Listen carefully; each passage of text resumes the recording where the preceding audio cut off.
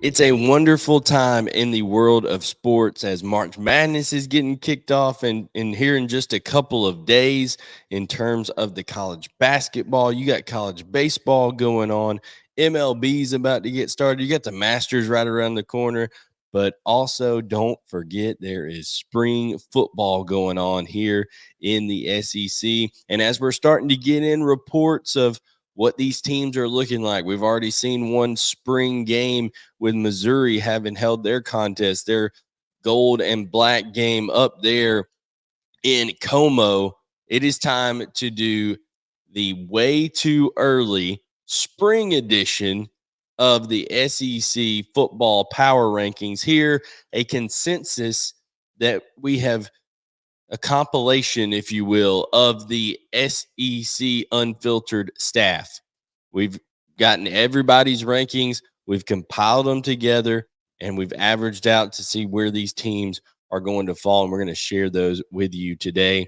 Hello, everyone. I am Blaine Gilmer. Thank you so much for tuning in here to SEC Unfiltered, the best SEC entity on the internet. As I said, we cover not only SEC football, but SEC basketball, SEC baseball. So make sure you're tuned into the channel right here. Like, subscribe, turn on notifications because there is a ton of content coming your way throughout the rest of March, throughout the rest of the spring, into the summer, and of course, leading into the fall as we get into college football season. So, guys, the way this is going to work is we're going to take the rankings of the different staff members of the college football staff members here on SEC Unfiltered. We're going to put them together and we're going to go in reverse order and show you what our power rankings are.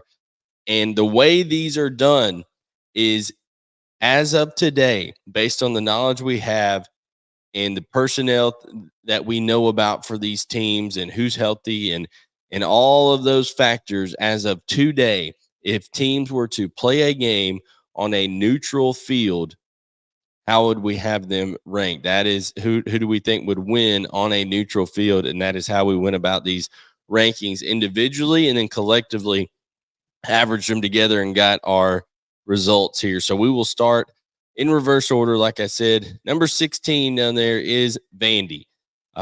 Just don't think that Vandy has enough talent yet under Clarkley. They're doing their best in order to try to bring in as many guys as possible, but still along the lines of scrimmage, it's going to be tough. They do have some excitement, I think, bringing in Diego Pava at quarterback. And then, you also have Nate Johnson, who's going to be there. Those two guys competing. So you have at least some excitement at the quarterback play, maybe some guys with athleticism that can make some things happen. When an opposing defense breaks through the line of scrimmage, they're able to, extend plays and be able to find people down the field. But I still just don't think Vandy has enough talent and is not in a good enough position to be able to climb out of the cellar here in the SEC power rankings. And that's what everybody had them at 16. So we are going to go with Vanderbilt at number 16. Number 15 would be Jeff Lebby and the Mississippi State Bulldogs. Listen, I think fans in Starkville, don't get too up in arms about this. There's just a lot of unknown right now. There's a lot that you have to change around. Even after the Mike Leach system was only a couple of years ago, there was a lot of interesting moves in terms of roster-wise and things like that were done under that 1 year in Zach Arnett. Got to find an identity. We have to see what Blake Shapen is going to be there under Jeff Lebby at Mississippi State, and we've got to see how that system progresses. They've got to replace a ton defensively with Jet Johnson, with Nathaniel Watson gone. Those are two huge guys that you have to, in terms of production, that you have to replace on the defensive side of the ball, leaders on that team. So there's a lot of culture that has to be rebuilt, built up, and there's a lot that has to be learned in year one. And Jeff Lebby, first time head coach. So that is another factor to throw in there. South Carolina at 14. Listen, guys, that offensive line, yes, I know it's going to be better. It's still going to have some interesting dynamics there of, a lot of guys got experience, but they were kind of thrust into experience because of some injury deals there. They weren't able to get a lot of continuity there. You got to replace Spencer Rattler. Let's see what Lenore Sellers is going to provide there. Got to replace, playmakers on the outside as well with Xavier Leggett going to the NFL. You got Juice Wells, who is now at Ole Miss. So got to figure out who's going to step up and be the playmakers on the outside. So that is one element there on the offensive side. Defensive side, just got to continue to show progression there. Clayton White, this is a big year for him as defensive coordinator. Just not able to get enough stops in previous years. So we'll see if the personnel has changed there. They're doing pretty well recruiting, relatively speaking. Not SEC rankings wise. You go look at their top 20 class, but they're still 11th in the SEC in terms of recruiting out of the high school ranks. They do a decent job out of the portal. So we'll see how South Carolina progresses this year. Right now at number 14 in our SEC power rankings here at SEC Unfiltered. Guys, we got Arkansas. The Razorbacks are at number 13. Everybody knows this is a make or break year for Sam Pittman in Fayetteville. Listen, I think he's making the right offseason moves in terms of bringing in Bobby Petrino. I think that's a really great development for this offense. We need to see what this offensive line is going to look like with some new pieces added to it, with Carmona and Blackstock at the tackles. And then, of course, you've got to replace, you got Rocket Sanders, who we just mentioned, South Carolina. He transferred to South Carolina. More KJ Jefferson there. He's at UCF now. So got to see what Taylor Green can do. Got to see what Jaquindon Jackson can do coming in. Isaiah Gustav at running back. Rashad DeBinion.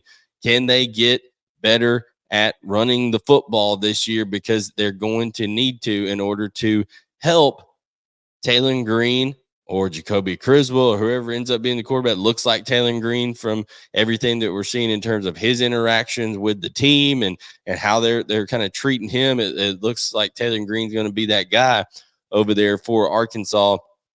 And then, of course, on the defensive side of the ball, there's been struggles there at Arkansas as well at different times. So we have to see what happens on that side of the ball. But have Arkansas at number 13 in our power rankings. Number 12, Billy Napier and the Florida Gators. The reason they're at number 12, guys, is, listen, that's really a testament to having some belief in Billy Napier right now in terms of, okay, maybe the job that they've done of mitigating some of the losses that they've had through the portal and also building up this roster and developing, because when you factor in schedule coming up this year, guys, it could be that, hey, Florida's way on down there because this schedule looks to be brutal. But when you're going straight power rankings and we're going on a neutral field, who would win these games?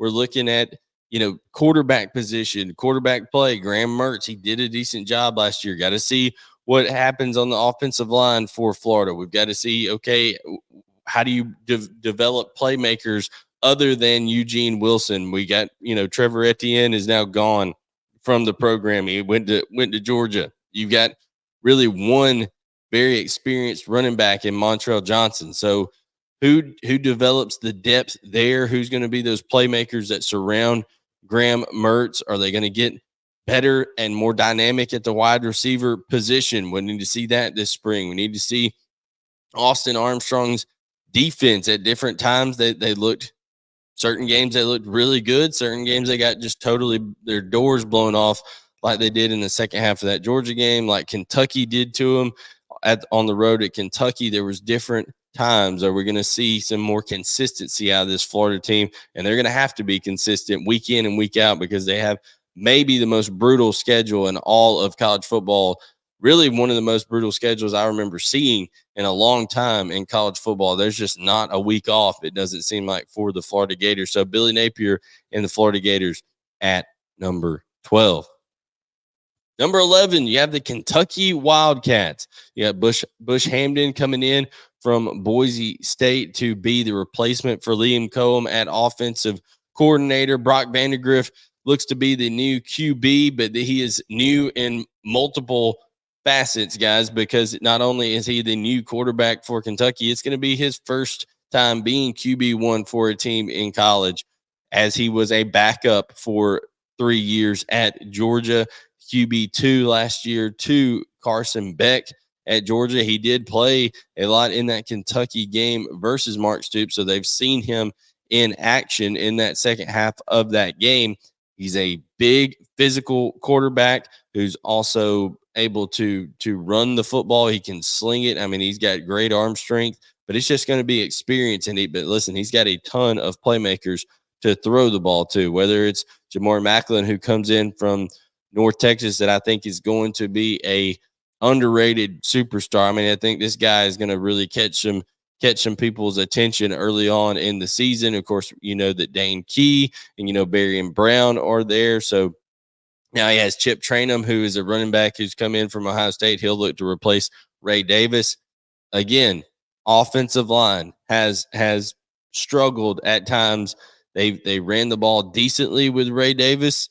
Ray Davis was great, and he got a lot of yards after contact, did different things. But then there was key times, games against big opponents like the Georgias out there, like the Alabamas, where they just couldn't really get it going and sustain enough offense in order to kind of support the defensive end. And they weren't as elite defensively last year as they have been in years before. So I know they're going to be looking to get back in that top 20 of scoring defense, different things like that with Brad White there. A lot of continuity on the defensive side of the ball in terms of the staff. And they're getting some playmakers in there. Jamon Dumas Johnson transferring over from Georgia, some leadership there, a guy who's played in the SEC for a long time. They've got a lot of guys who've been around for a long time, whether it's J.J. Weaver, whether it's Octavius Oxendine, Deion Walker, who now is a veteran and has been there for a little while. So Mark Stoops knows what the blueprint is there for Kentucky. He knows how to have success there, and they're looking to get back to their winning ways in 2024. However, it's just tough right now when you talk about it. If we were playing these games right now, I think the experience factor at quarterback and some of the growing pains are going to have to come there. It'll be interesting to see where Kentucky ends up on this list, maybe mid-season, as they get some experience under their belt, and can they navigate the beginning part of that schedule successfully. So we'll see what happens here with Kentucky, but we're moving on to the top 10, and Auburn comes in at number 10. Hugh Freeze's team.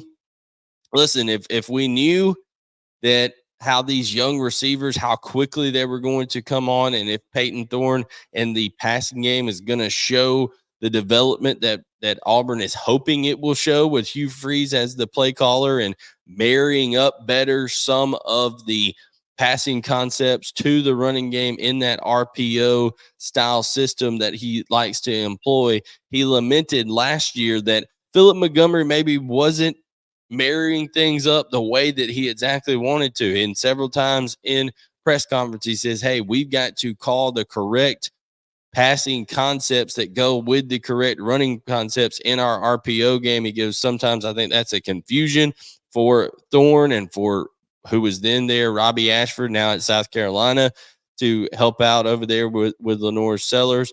But when Peyton Thorne is there now for Auburn, and of course you got Hank Brown that's going to be competing, but Peyton Thorne being the guy, I think, trying to make things as streamlined as possible, where you're not having to think, you're just kind of reacting, seeing what's going on, not thinking too much. You still using some of his athleticism. They have tremendous running backs with Jarquez Hunter. They've got Damari Alston, who hopefully he can be healthy this year for them, and on and on. I mean, Cobb, Batty. I mean, they've got different guys there at the running back position, and it's just going to be Cam Coleman, can maybe Perry Thompson, even though he's not going to be early enrollee here and be with them in the spring. He's going to join them in August. Can he be a factor to help them out? Jay Fair, can he take the next step? Rivaldo Fairweather, looking for a lot of these guys in year 2 of the system to take a big step here under Hugh Freeze as the play caller.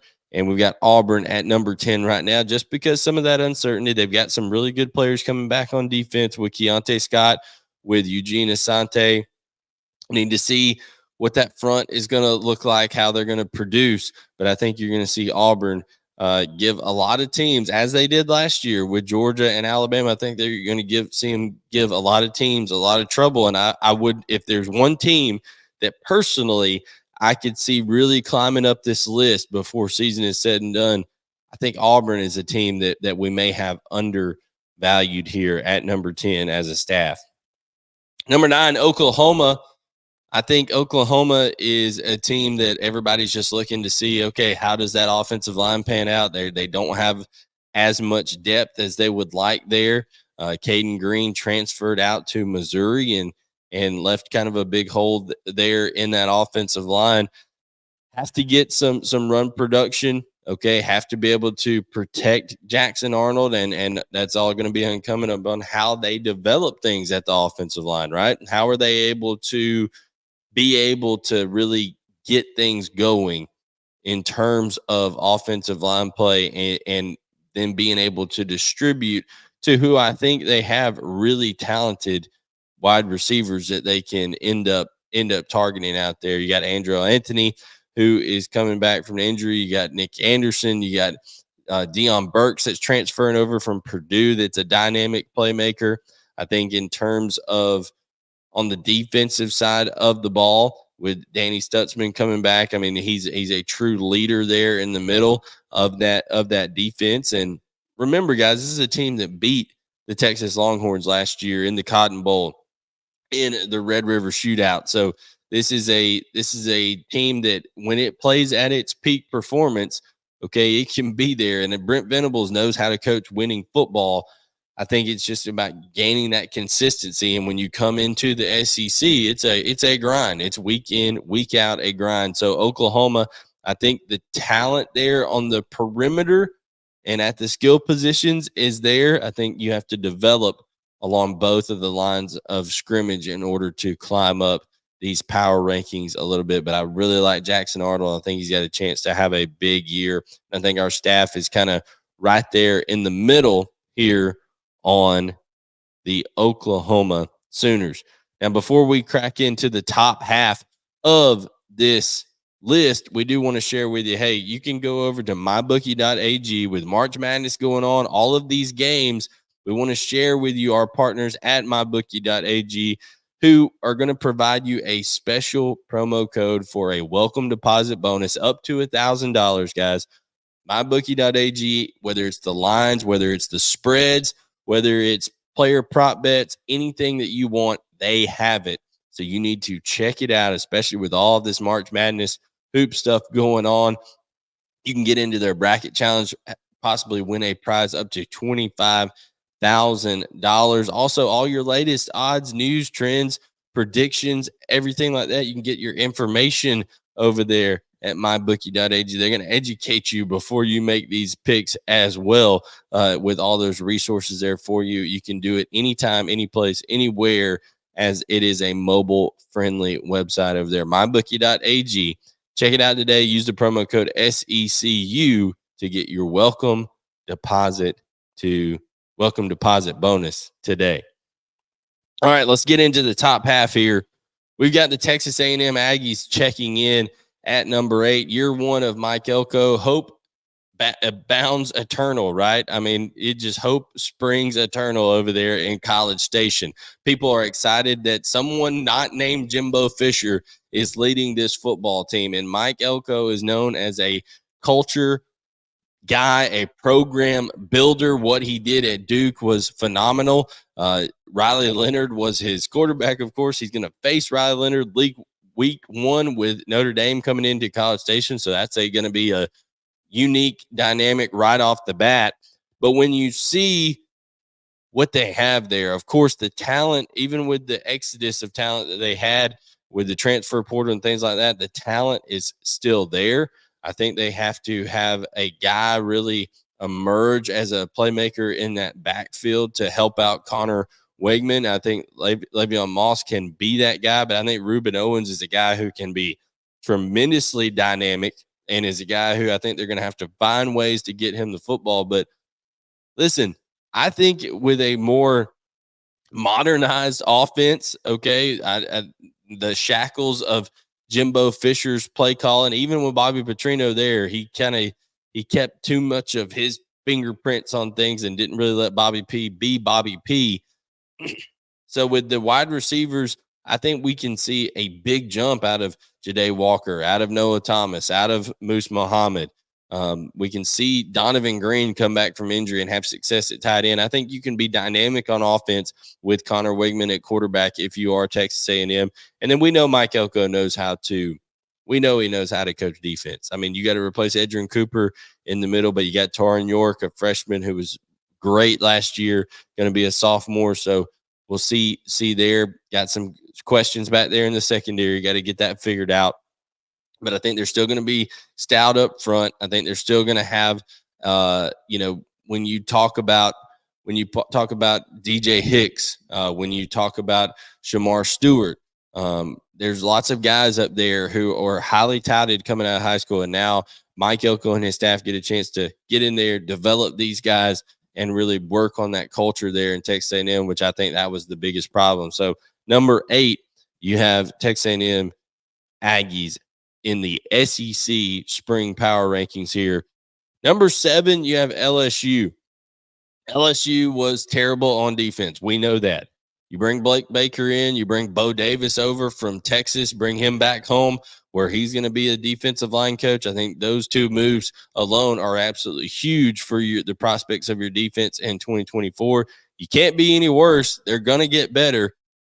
Obviously, you're having to replace a Heisman Trophy winner in Jaden Daniels, but when it comes down to it, Garrett Nussmeier, he's an experienced guy. He knows what Brian Kelly and Joe Sloan are wanting to do. I don't think there's going to be a whole lot of change in that system with Joe Sloan taking over for Mike Denbrock. I think it'd be a lot of continuation of the same terminology to help out, but there's going to be Joe Sloan and Cortez Hankton will want to put their own spin on things a little bit, but I think it's going to be just clicking right along for that offense once again as they just continue to be a offense that's going to be a wide open attack. Kyron Lacey, I think, is still going to be fantastic on the outside. I think Mason Taylor can have a big year for them.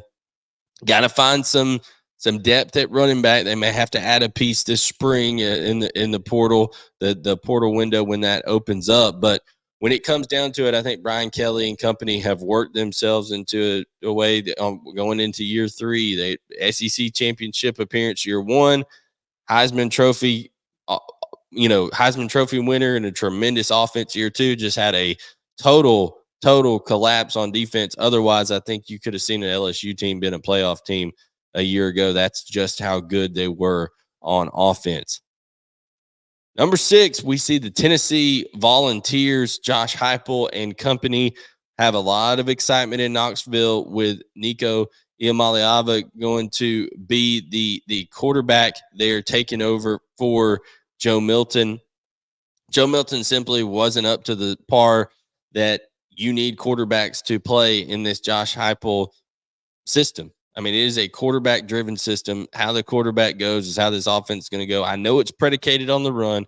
I know that they're going to spread you out and tempo you in order to get you out of position so they can bust some of those gap scheme runs. They can bust some of the zone reads and things like that in terms of the running game. That's where the strength of it is.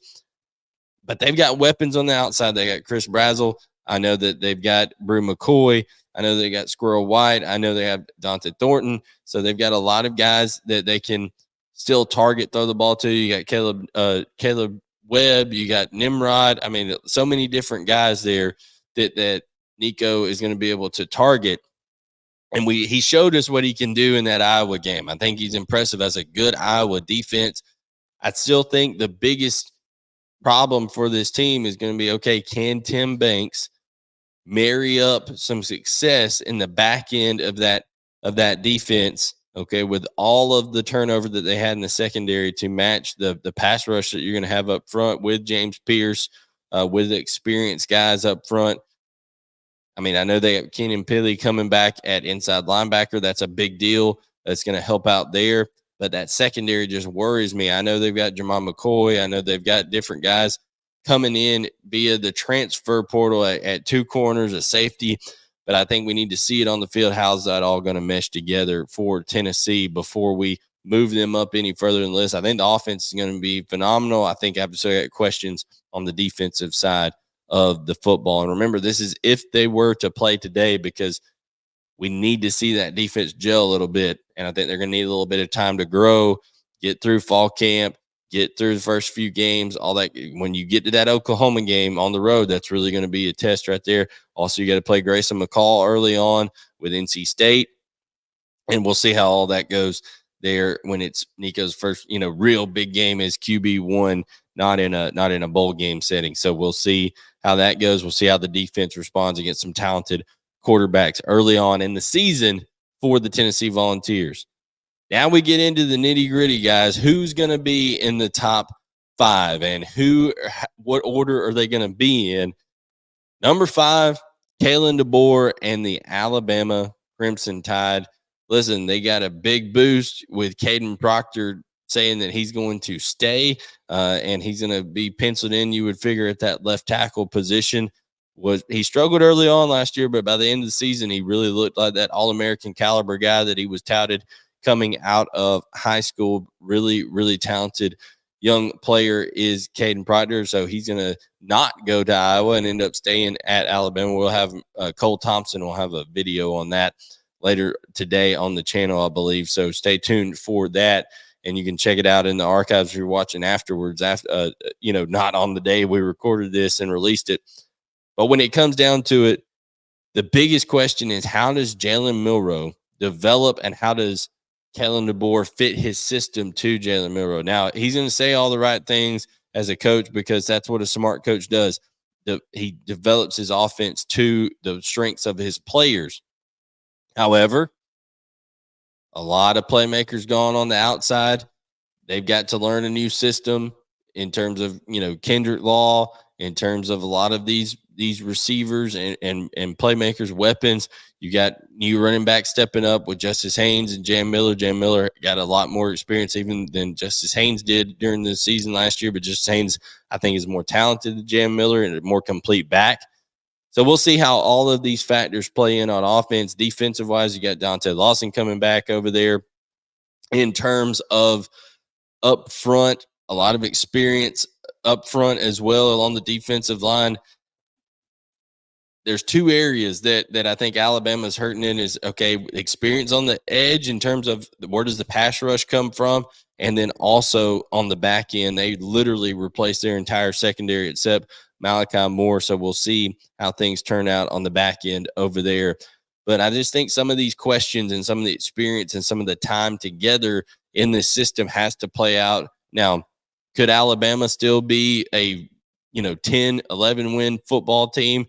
Heck, go undefeated. Absolutely they could. They have the talent to be able to do it. But they don't have the greatest of all time on the sideline anymore. And I think when you don't have Nick Saban over there, that was a built-in mind game, just advantage over opponents that I think is going to be gone. And we're going to see how Alabama responds to that going forward and how teams respond to Alabama not having Nick Saban going forward. Does that lift some of that mental block and some of that hurdle right off the bat that you face when you're looking at that crimson and white when you get off of the bus and you walk there into the stadium and see what's going on there? So number 5 is Alabama. Number 4, I'm going with Mizzou.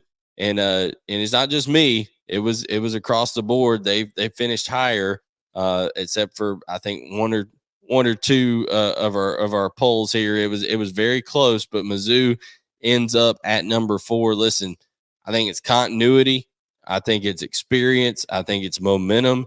I think it's playmakers on the outside that are proven. I think it's, key pieces being added to the offensive line and Caden Green over there who replaces Javon Foster. We'll see who ends up being the guard to replace Xavier Delgado, but they just wrapped up their spring practice, and I think it's quite clear that Missouri has a ton of playmakers.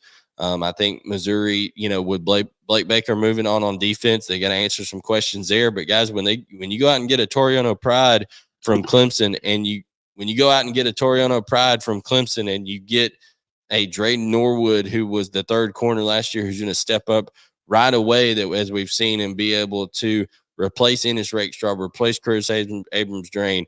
I think you've got a lot to be excited about if you're a Mizzou Tigers fan, and I think they are a team that potentially could even go even higher on this list before all is said and done. Missouri, if they can answer some questions about some depth here and there, especially along the lines of scrimmage, and then find, you never want to think about a backup quarterback, but they did bring in Drew Pine. I don't think they have the answer on the roster right now, but once Drew Pine gets there, we'll see how things turn out there in terms of having a backup, an experienced backup, and that's why they went out and got him. So it's going to be interesting to see Missouri going forward. But I think Eli Drinkwitz, the reigning SEC Coach of the Year, what he was able to do last year, what they can do going forward, very excited for Mizzou. Now it gets good. Who's number 3? There's 3 teams left, 3 favorites that everybody's really been talking about all off season, heading out to the portal additions, all that kind of stuff. So at number 3, it is Ole Miss, and we're going to go with Lane Kiffin's squad here at number 3. Listen, you got so much coming back with Jackson Dart, with Ulysses Bentley, with Trey Harris on the outside, with Caden Prescorn at tight end.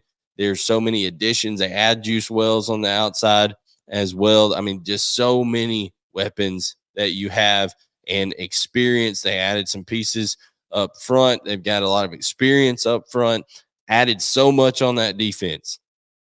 Literally, Walter Nolan alone is a huge piece, but when you go in and add people on every level of your defense, whether it's Chris Paul at linebacker, okay, whether it's Lewis that they added, Lewis Moore that they added as the safety from Indiana. So all of these guys that they've added in on the transfer portal hall, Lane is the portal king.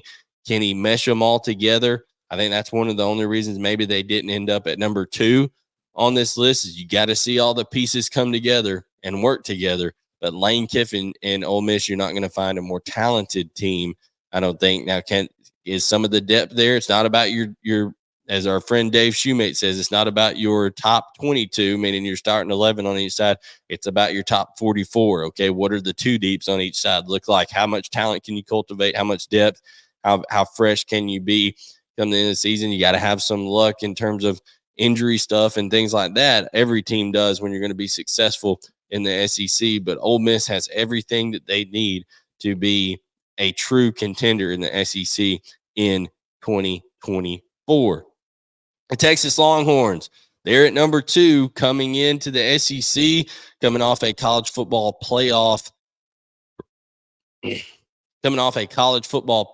appearance. Quinn Ewers coming back. He's got to mesh with some new receivers. That's one question that you have. You also have questions along the defensive line with Tavondre Sweat going on, with Murphy going on. So who steps up in the interior defensive line? How does Quinn Ewers mesh with those wide receivers on the outside? Then you guys, Bond, Bolden, Golden, all those guys that transferred in. I think that's your big question here. Of course, Amari Niblack comes in. Just a lot of newness over there. Not a bad problem to have ever when you got talented players flooding into your program, but it's just what Steve Sarkisian and that staff have to do in terms of meshing all these people together and being able to make sure that they can perform well. Now, listen, some big high-profile games. Got that Georgia game at home, so we'll see what happens there. Just so many great matchups that we're going to see now with Texas in the SEC. Excited for it. I think they're built like an SEC team already. We saw what they went into Tuscaloosa and did last year to Alabama on their way to that college football playoff appearance. Just kind of ran into a buzzsaw in Washington in the semifinal game, but excited to see Texas, who comes in as number 2, has all the talent in the world, just got to kind of bring in some newness there on defense up front. Bo Davis now gone from the defensive line, and you're replacing some really talented players at the defensive line, like we said. And then how does the offense mesh in terms of new playmakers?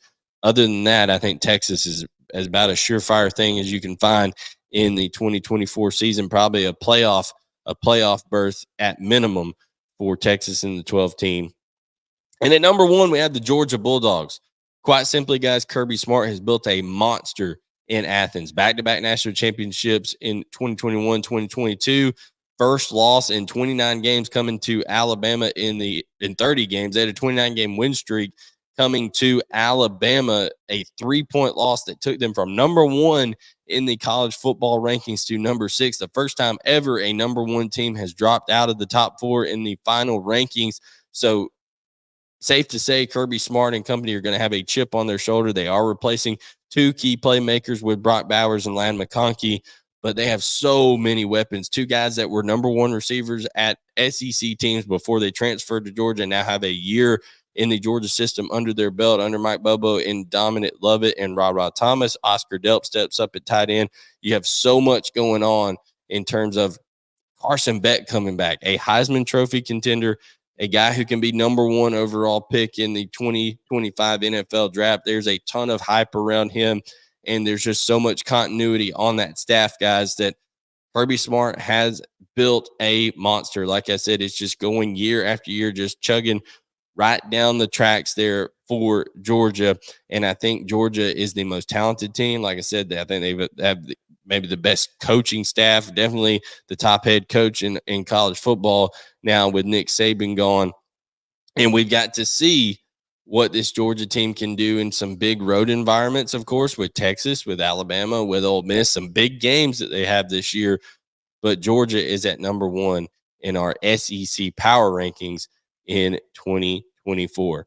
Guys, that'll do it for us today on these spring SEC power rankings here for SEC Unfiltered. Again, a compilation, compiled effort here by our whole staff to bring this together and bring you the power rankings. We'll be updating these, of course, in the summer and then each week in the fall. So like, subscribe, turn on notifications. We got a lot of content coming your way with basketball and baseball. We'll continue to pump out football content as well for everyone at SEC Unfiltered. I am Blaine Gilmer. You can follow me using at BGilmer18 on X. You can follow the channel using at SEC Unfiltered, not only here, but on Instagram, on Facebook, on TikTok, everywhere you like to, on X, everywhere that you use social media, SEC Unfiltered, and also go to the website, secunfiltered.com. Remember to check out mybookie.ag. Use the promo code SECU to get your mobile deposit or your welcome deposit bonus.